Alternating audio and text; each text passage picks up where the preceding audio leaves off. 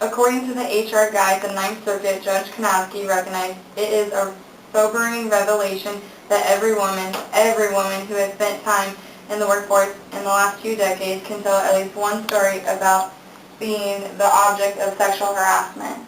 Sexual harassment cases are found most commonly in women, but victims can be either women or men. Sexual harassment is a problem that arises in organizations around the world. It has become such a problem that in many organizations today, employees must go through a type of training program to make sure they fully understand the meaning of sexual harassment. It is a problem that has always existed in the workforce and will continue to grow into a larger problem if prevention techniques are not followed. Today I will identify what sexual harassment is, explain how to handle it, and ways in which it can be prevented. To begin, let's identify what sexual harassment is and the various types and circumstances that arise. According to the Equal Rights Advocate, sexual harassment is the unwelcome verbal, visual, or physical contact of sexual nature that is severe or pervasive and affects working conditions or creates a hostile work environment. There are 2 types of sexual harassment, and the first is quid pro quo sexual harassment. The quid pro quo harassment is often known as the "you do something for me, I'll do something for you." In the 2006 Long Policy article entitled "Changing Perceptions of Sexual Harassment in the Federal Workplace" by Pickrell, Jackson, and Newman, stated, in the quid pro quo term, sexual harassment occurs only when a supervisor makes employment, a raise, or a promotion on the receipt of sexual favors. The second type of sexual harassment is hostile environment sexual harassment. The hostile environment harassment arises when coworkers or supervisors are engaging in unwelcome and inappropriate sexual-based behavior, renders the workplace atmosphere intimidating, hostile, or offensive. Hostile environment harassment does not involve threats against your job or job advancement, but is unwelcome behavior. These 2 types of sexual harassment take place in many different circumstances. The victim and the harasser can be either male or female. The harasser does not have to necessarily be the opposite sex. The harasser can be a friend, a supervisor, a coworker, or anyone where the conduct is unwelcome. The conduct has to be unwelcome. The harasser does not have to be directly harassing you, but if you find the behavior offensive, you are considered to be a victim of sexual harassment. If any of these circumstances take place, you are a victim of sexual harassment.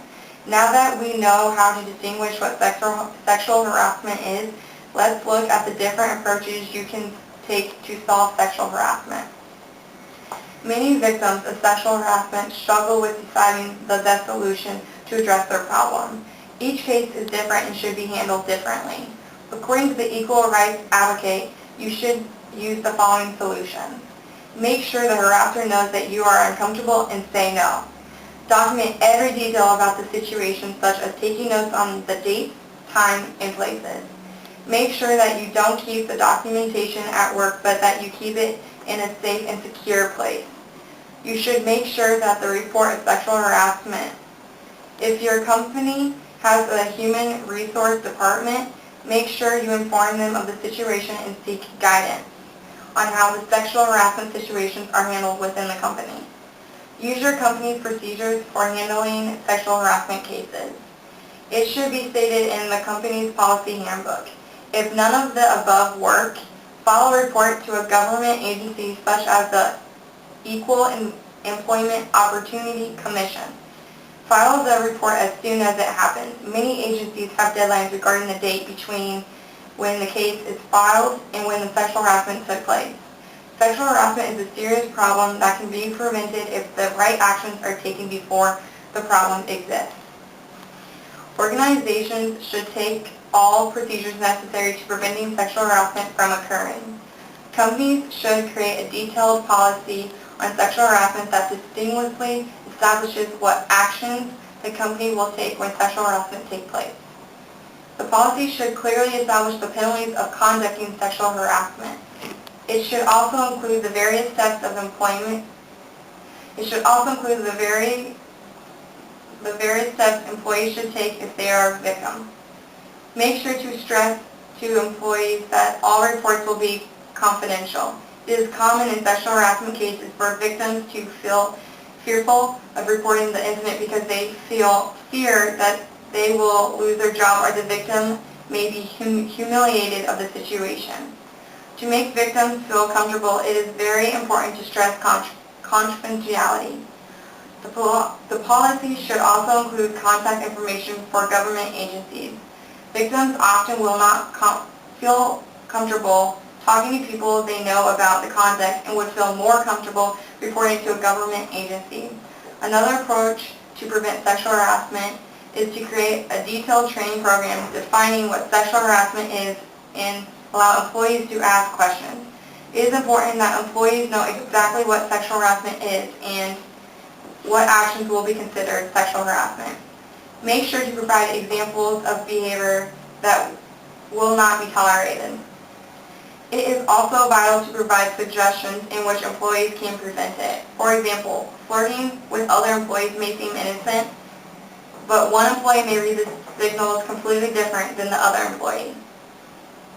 Enforcing these policies is initial in the prevention of sexual harassment. Make sure to post the policy around the office to remind employees that it will not be tolerated. It is also a good idea to hold periodic meetings throughout the year to refresh employees of the policy and the importance of following that policy. Although there are many prevention approaches to take, sexual harassment continues to be an ongoing issue throughout many organizations today. Although there is no solution to end sexual harassment with just a few easy procedures, we can become one step closer to the reduction of sexual harassment. People often are harassing people and conducting sexual harassment to other employees without even knowing it. It is important for companies to explain what sexual harassment is and their policy on how they handle the situation when it arises. Today I identify what